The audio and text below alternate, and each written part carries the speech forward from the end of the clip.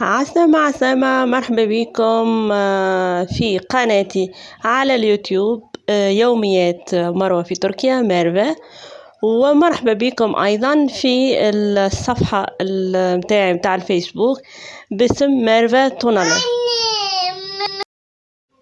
اليوم حبيت نود العائلة متاعي بنوع جديد بتاع بيتزا ما جربتهاش قبل. اليوم جربتها أول مرة، اللي هي عملت البيتزا متاعي كالعادة كالمعتاد كما الريسيت اللي تعرفوها الناس الكل، ولكن عملت أستوس جديدة اللي هي صوص البشاميل وضفت عليه الجبن.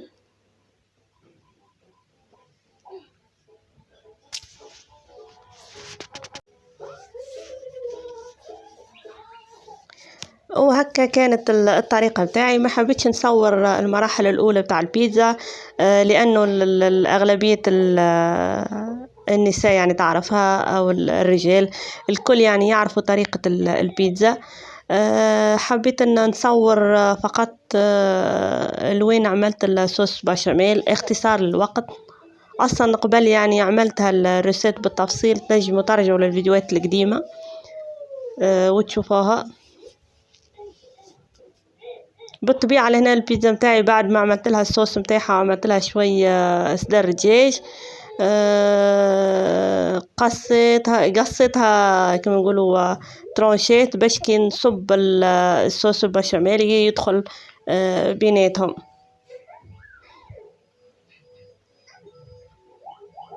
وهكا صبيت الصوص البشاميل بتاعي مع الجبن مخلط، وزدت عاود ضفت زيتون أسود، قصيت الزيتون وعاودت من فوقهم رشيت شوية جبن.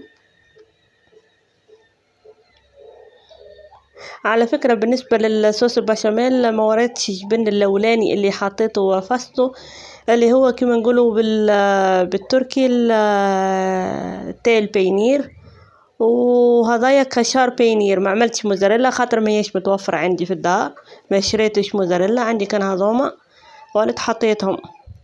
عندي جبن الابيض، اما جبن الابيض ما يجيش مش كما هذوما اللي يتجبروا شوي كيف ما الابيض.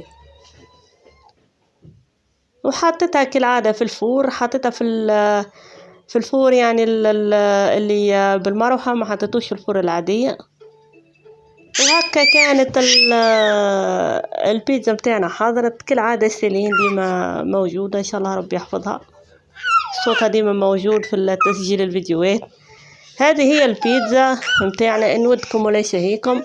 حبيت نعملها طريقة مختلفة يعني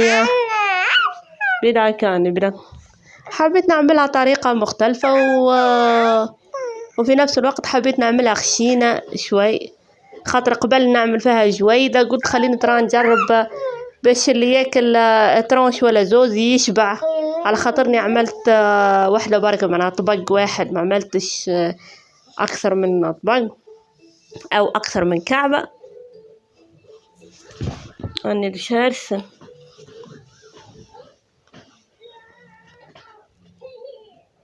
وتوا هاني باش يعني قصيتها وباش نحطها في طبق التقديم كيف ما شفتوها في أول الفيديو كيفاش قصيتها. يعني طرية ما شاء الله بسم الله ما شاء الله، حتى وهي خشينة يعني عملتها خشينة وطرية. باين كل شيء معناها هذه يا دوب ما خرجت يعني مازالت سخونة تفور، وطرية ما شاء الله كيف ما هكا. كما قلت لكم يعني أغلبيتكم تعرفوا تعملوا البيتزا والكل، أما البنيات اللي ما زالوا يتعلموا الصغار اللي يحبوا الطريقة بتاع البات اللي عملتها، تنجموا تكتبوا لي في التعليقات تعطينا البات ونقول لكم عليها. هي راهو كل وحدة عندها طريقة، يعني كل وحدة منا أو كل وحدة فينا عندها طريقة خاصة بالطبخ متاعها. يعني في النهاية الأهم من هذا الكل الطعم، يعني الطعم يلزم يكون طعم بنين، طعم ممتاز. فنجم يكون يعني أنا عندي طريقة معينة، أنت عندك طريقة معينة، هو عنده طريقة معينة، في الآخر يعني لازم يكون الطعم هو المهم.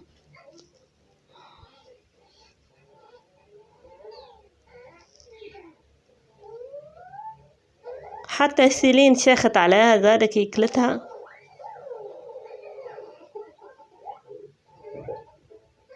خاطر احنا اللي جاي يعني كليناها فطرنا صي.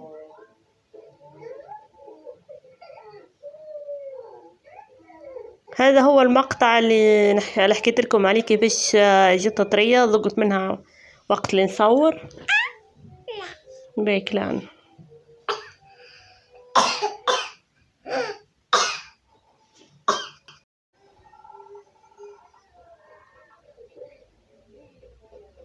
شوفوا كيفاش انا كنت قصيتها جت معايا طول يعني ما وحلتش فيها وانا قاعدة نقص في الطرف اللي باش نذوقه. اما فعلا بنا يعني شوفوا هاك الطراوة وطايبة راهي طايبة في حقها. نودكم ولا نشهيكم جربوها، حاولوا انكم تبدلوا شوية من طريقة معناها كما نقولوا تنوعوا شوية في الحاجات هذية كسوا بيتزا ولا تارت مالحة ولا أكل مملحات اون جينيرال وإلا الحوايج الشايحة كيف ما نقولوا. حبيت ننوع وكهو وفي نفس الوقت نجرب نشوف البشاميل يمشي معايا ولا لا. الحمد لله. نخليكم توا نقولكم بسلامة.